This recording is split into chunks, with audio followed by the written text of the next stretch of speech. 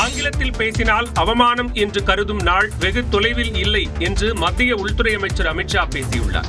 முன்னாள் IAS அதிகாரி அசுதோஷ் அக்னிஹோத்ரி எழுதிய புத்தக வெளியீட்டு விழாவில் பங்கேற்ற அமித்ஷா இந்திய மொழிகள் நம் கலாச்சாரத்தின் அணிகலன்கள் என்றார். हम सबके जीवन में इस देश में अंग्रेजी बोलने वालों को शर्म आएगी, ऐसा समाज का निर्माण अब दूर नहीं.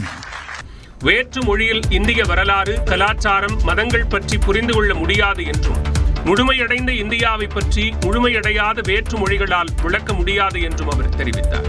மொழியின் போரில் இந்தியா நிச்சயம் வெற்றி பெறும் என்ற நம்பிக்கை தமக்கு இருப்பதாகவும் அமித்ஷா நம்பிக்கை தெரிவித்தார். பக்தர்களின் போக்குவரத்து வசதிக்காக திருப்பதி மலையில் மேலும் 20 கட்டணமில்லா பேருந்துகள் விரைவில் இயங்க உள்ளன. திருமலையில் பக்தர்கள் தங்கும் விடுதியில் இருந்து கோவிலுக்குள் பல்வேறு இடங்களுக்கும் செல்வதற்காக 12 இலவச பேருந்துகளை திருமலை திருப்பதி தேவஸ்தானம் இயக்கி வருகிறது. அந்த கட்டணமில்லா பேருந்துகள் 8 நிமிடங்களுக்கு ஒருமுறை ஒவ்வொரு பகுதியையும் கடந்து செல்லும் வகையில் இயக்கப்படுகின்றன. அவற்றுடன் கூடுதலாக ஆந்திர மாநில போக்குவரத்து கழகமும் பக்தர்களுக்கு திருப்பதி மலைக்குள் ஓரிடத்தில் இருந்து மற்றொரு இடத்திற்கு இலவசமாக அழைத்துச் செல்ல பேருந்துகளை இயக்க வேண்டும் என்று தேவஸ்தான நிர்வாகம் கோரிக்கை விடுத்து வந்தது. இந்த நிலையில் தேவஸ்தானின் வேண்டுகோளை ஏற்று தினமும் 20 பேருந்துகளை 80 ட்ரிப்புகளாக கட்டணமின்றி இயக்க ஆந்திர அரசு போக்குவரத்து கழகம் முன்வந்துள்ளது.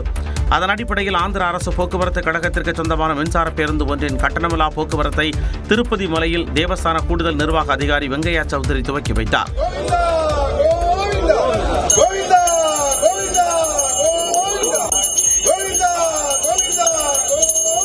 வெகு விரைவில் பக்தர்களின் வசதிக்காக 20 பேருந்துகளை ஆந்திர அரசு போக்குவரத்து கழகம் கட்டணமில்லா பேருந்துகளாக திருப்பதி மலையில் இயக்க இருப்பதாக அப்போது அவர் தெரிவித்தார். கோவா, லண்டன் உட்பட 3 சர்வதேச விமான சேவைகளை தற்காலிகமாக ரத்து செய்வதாக அறிவித்துள்ள ஏர் இந்தியா நிறுவனம் பல்வேறு நாடுகளுக்கான விமான சேவைகளையும் குறைத்துள்ளது. அகமதாபாத் விமான விபத்தை தொடர்ந்து வெளிநாடுகளுக்கு இயக்கப்படும் சர்வதேச விமான சேவையை அடுத்த சில நாட்களுக்கு 15% வரை குறைக்க இருப்பதாக ஏர் இந்தியா நிறுவனம் அறிவித்திருந்தது. அதன்படி திருத்தப்பட்ட புதிய விமான சேவை பட்டியலை ஏர் இந்தியா வெளியிட்டுள்ளது. அதில் டெல்லி, நைரோபி, கோவா, லண்டன் மற்றும் அமிர்தசரஸ் லண்டன் ஆகிய 3 விமான சேவைகள் நாளை முதல் ஜூலை 15ஆம் தேதி வரை ரத்து செய்யப்படுவதாக தெரிவிக்கப்பட்டுள்ளது. இதேபோன்று 16 சர்வதேச வழித்தடங்களில் இயக்கப்படும் விமான சேவைகளும் கணிசமாக குறைக்கப்பட்டுள்ளன. அதன்படி டெல்லி, லண்டன் இடையே வாரத்துக்கு 24 இருந்த விமான சேவைகள் 22 குறைக்கப்பட்டுள்ளது. பெங்களூரு, லண்டன் இடையே வாரத்திற்கு 6 விமான சேவைகளும், டெல்லி, டொரண்டோ இடையே வாரத்திற்கு 7 விமான சேவைகளும், டெல்லி, டோக்கியோ இடையே 6 விமான சேவைகளாகவும் குறைத்து இயக்கப்படும் என்று ஏர் இந்தியா நிறுவனம் அறிவித்துள்ளது. கவுஹாத்தியிலிருந்து 170 பயணிகளுடன் சென்னைக்கு வந்த இண்டிகோ விமானத்தில் திடீரென எரிபொருள் பற்றாக்குறை ஏற்பட்டதால் பரபரப்பு ஏற்பட்டது. அசாம் மாநிலம் கவுஹாத்தியிலிருந்து இண்டிகோ விமானம் நேற்று மாலை 170 பயணிகளுடன் சென்னைக்கு புறப்பட்டு வந்து கொண்டிருந்தது. இந்த விமானம் சென்னையில் இரவு 7:45 மணிக்கு தரையிறங்குவதாக இருந்தது.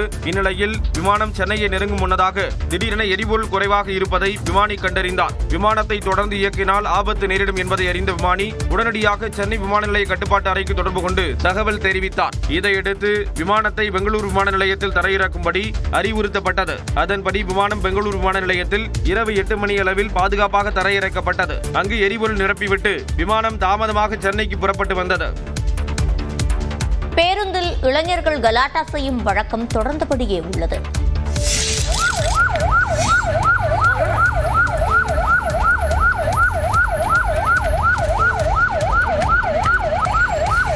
திருத்தணியில் தனியார் பேருந்தை வழிமறித்து ரகளையில் ஈடுபட்ட போதை இளைஞர்களை காவலர்கள் இழுத்துச் சென்ற காட்சிகளை இவை. திருத்தணி பைபாஸ் ரவுண்டானா பகுதியில் ஒரே பைக்கில் சென்ற 3 இளைஞர்கள் ஆந்திரா நோக்கி சென்ற தனியார் பேருந்தை முந்திச் செல்ல முயன்று தடுமாறினர். இதனால் ஆத்திரத்தில் பேருந்தை முந்திச் சென்று பைக்கை சாலையின் நடுவே நிறுத்தி ஓட்டுநரை அநாகரிகமாக திட்டி தீர்த்தனர். தங்களை யாரும் எதுவும் செய்ய முடியாது என்ற தோரணையில் சாலையை விட்டு விலகாமல் சுமார் 40 நிமிடங்கள் அங்கேயே நின்று போக்குவரத்திற்கு இடைஞ்சல் ஏற்படுத்தியதாக கூறப்படுகிறது. இந்நிலையில் காவல்துறையினர் வருவதைக் கண்டு அவர்கள் தப்பிக்க முயன்ற நிலையில் அவர்களை விரட்டி பிடித்து தங்கள் பாணியில் காவல் நிலையம் அழைத்துச் சென்றனர்.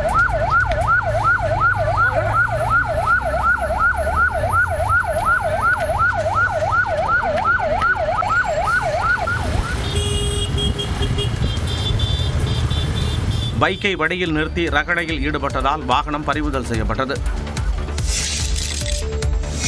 கரூர் லாலாப்பேட்டை பகுதியில் அரசு நிகழ்ச்சியில் பங்கேற்ற மாவட்ட ஆட்சியரை பெண்கள் முற்றுகையிட்டு குடிநீர் தட்டுப்பாடு குறித்து ஆதங்கத்தை வெளிப்படுத்தினர். லாலாப்பேட்டை அரசு மேல்நிலைப் பள்ளிக்கு புதிதாக 2 வகுப்பறை கட்டுவதற்கான பூமி பூஜை நிகழ்ச்சியில் முன்னாள் அமைச்சர் செந்தில் பாலாஜி, MP அருண் நேரு, மாவட்ட ஆட்சியர் தங்கவேல் ஆகியோர் கலந்து கொண்டனர். நிகழ்ச்சி முடிந்து சிறப்பு விருந்தினர்கள் புறப்பட்ட நிலையில் மாவட்ட ஆட்சியரை அப்பகுதி பெண்கள் முற்றுகையிட்டு குடிநீர் பிரச்சனை குறித்து முறையிட்டனர். 500 மீட்டர் தூரத்தில் காவிரி ஆறு இருந்தும் தங்களுக்கு குடிநீர் விநியோகம் செய்யப்படாமல் இருப்பதாக வேதனை தெரிவித்தனர்.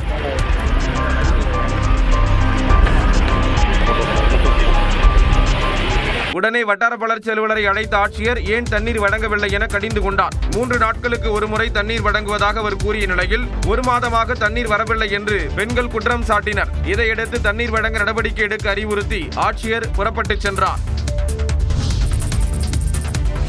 சுங்கச்சாவடிகளில் தனியார் வாகனங்களுக்கு ஆண்டு கட்டணமாக 3000 ரூபாய் அறிவிக்கப்பட்டுள்ளதை 1500 ரூபாயாக குறைக்க வேண்டும் என பாமக நிறுவனர் ராமதாஸ் கோரிக்கை விடுத்துள்ளார். இது தொடர்பாக அறிக்கை விடுத்துள்ள அவர், கார், ஜீப், வேனுக்கு ஆண்டுக்கு 3000 ரூபாய் கட்டினால் சுங்கச்சாவடியை 200 முறை வரை கடக்கலாம் என கொண்டுவரப்பட்டுள்ள புதிய விதி ஏற்புடையதல்ல என்றும் தெரிவித்துள்ளார். தனியார் வாகனங்கள் சுங்கச்சாவடியை பயன்படுத்தும் காலம் சொற்பமாக உள்ளதால் இந்த கட்டணம் மிகவும் கூடுதலானது என்றும் ராமதாஸ் குறிப்பிட்டுள்ளார். இந்த வாகனங்களுக்கு ஆண்டுக்கு 1500 ரூபாய் கட்டணம் என்பதே பொருத்தமாக இருக்கும் என்றும் அவர் சுட்டிக்காட்டியுள்ளார். 3000 ரூபாய் என்ற கட்டணத்தை வணிக மற்றும் சிறிய சரக்கு வாகனங்களுக்கு மட்டும் நடைமுறைப்படுத்தினால் அவர்களுக்கான நிதி சுமை குறையும் என்றும் ராமதாஸ் யோசனை தெரிவித்துள்ளார்.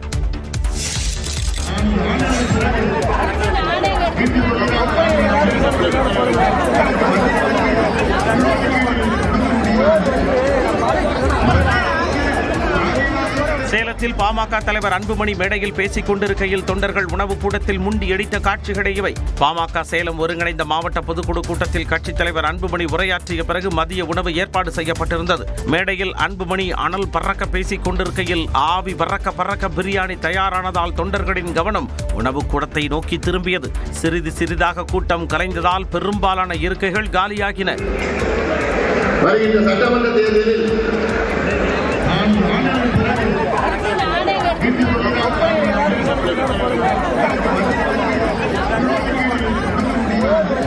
உணவு கூடத்தில் முண்டியடித்து பிரியாணியை பெற்ற தொண்டர்கள் மகிழ்ச்சியுடன் காணப்பட்டனர்.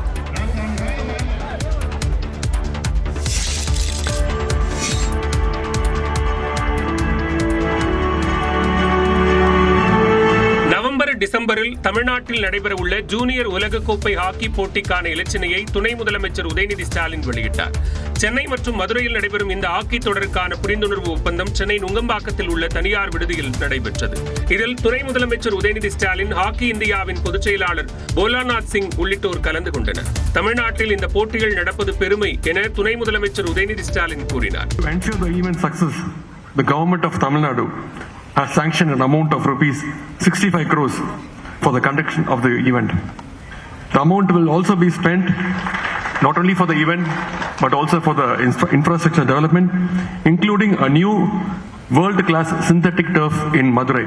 உலகம் முழுவதிலும் இருந்து 24 அணிகள் இந்த தொடரில் பங்கேற்கின்றன.